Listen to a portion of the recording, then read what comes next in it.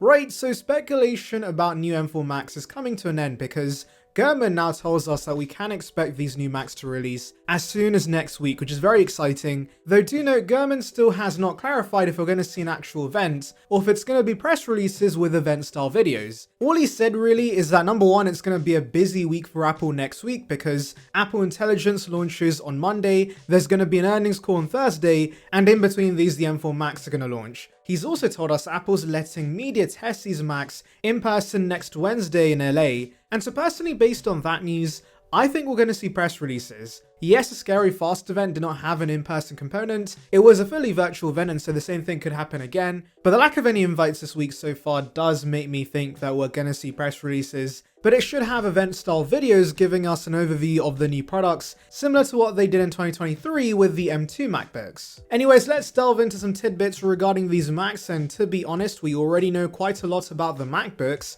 because of course Russian dudes have already unboxed them and have basically shown us everything, so let's first delve into that. Number one, this unboxing video does confirm that Shrimp Apple Pro's previous leak was legit after all, and Apple is indeed being pretty lazy with the packaging and they're just reusing the M3 boxes. I know many were surprised by this on Twitter, but let me remind you guys, the M3 MacBook Airs had the same wallpaper and box as the M2 model, so personally I'm not too surprised. They've got to maintain those high margins somehow. Though I will mention that the M2 MacBook Pros had the same wallpaper on the packaging, but the marketing material featured a new wallpaper, so yeah, the same could apply here. Now you may be wondering, why do I care so much about a bloody wallpaper? Well, of course, when the design's not changing, that's the only visual change we can look forward to, and I love myself some snazzy new Apple wallpapers. You know what else I would love? If you subscribe to the channel, of course. I would greatly appreciate it, and it would bring you the latest about Apple right to subscription box, so please consider it. It would be appreciated, so join the Saranbyte gang now. Anyways, let's move on to the main hardware changes with the M4 MacBook Pro, and for the most part it's a chipset refresh. This is the base model that's being covered in this unboxing,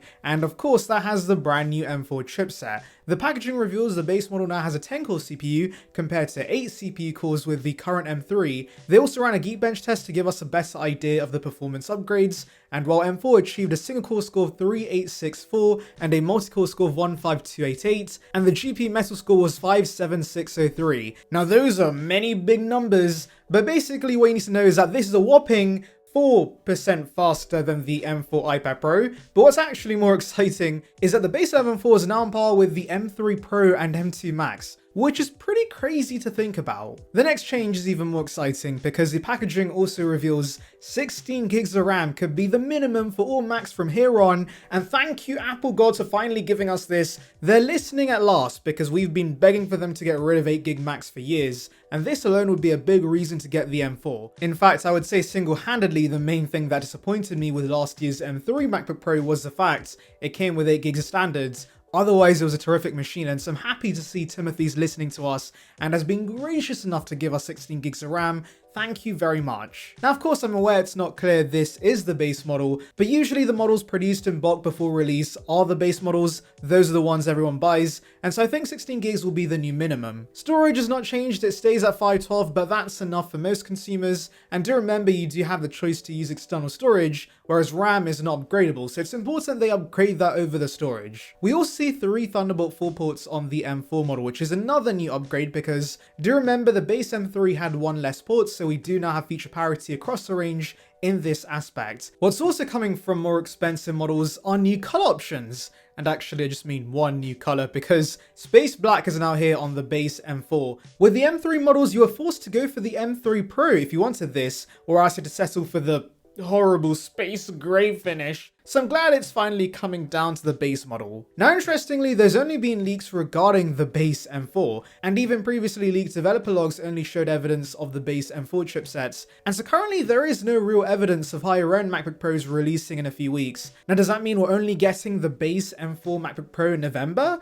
Well, according to display guru Ross Young, display panels destined for the 14-inch and 16-inch M4 MacBook Pros did start shipping to Apple last month, and of course that does heavily suggest that we're going to see higher end models Pros launching in November as well, since a 16-inch doesn't come in a base M4 variant. You can only configure that with the Max and Pro chipsets. We've discussed performance upgrades coming to M4, but what other changes can we expect with this new chipset? Well, for once, we don't have to speculate because the Hyper Pro already features the M4. This is built on a second generation 3nm process that's much more efficient to produce. The chip also features a new display engine, dynamic caching that helps significantly increase performance for demanding professional apps and games, and most importantly includes a neural engine that fuels accelerated AI workloads. And that last point will be the main thing Apple flexes in the marketing, because remember, the big focus right now is Apple Intelligence, and much like they've done with iPhone 16, I expect Apple to push the idea that these Macs are powered by the awesomeness of Apple Intelligence, and M4 plays a massive role on that. And actually, I think it's because of AI we're getting an upgrade in base memory, since of course, more RAM is needed to run these algorithms. Things do get interesting when we get into the variants the M4 could come in. Sedonin is the codename for the base M4, then we have Bravo, which will be the mid-tier chipsets, so I'm assuming that's both the M4 Pro and the M4 Max. And then Hydra is the highest end offering, which apparently is designed for the Mac Pro, so that could be the heavily rumored Ultra or Extreme chipset that we have heard about in the past. I do want to note, by the way, it's interesting that both the M4 Max and Pro fall under the same codename, because unlike the M1 and M2 variants of the Pro and Max, the M3 variants were actually completely different chipsets. Before, they would have the same CPU configuration, but it would be the GPU that's different. But now even the M3 Max offers more performance cores over the M3 Pro, and so could M4 be returning back to the M1 and M2 layouts where the Pro and Max had the same CPUs? That certainly would be nice, considering M3 Pro in some ways was a weird downgrade over M2 Pro. Now, apart from MacBook Pros, there are two other M4 Macs we could see launch in November, and that's the new iMac and Mac Mini. Similar to the MacBooks, the iMac should be a chipset refresh for the most part, though of course, it would be nice to see those new USB-C accessories and maybe some new snazzy colors. The Mac Mini, however, will be getting a new design with a much smaller chassis that's more in line with the Apple TV. Here's a comparison picture of the current and possible new design by TechGod on Twitter, and you can see how drastic the redesign is going to be. TechGod even theorizes that we could see elements of the Mac Studio design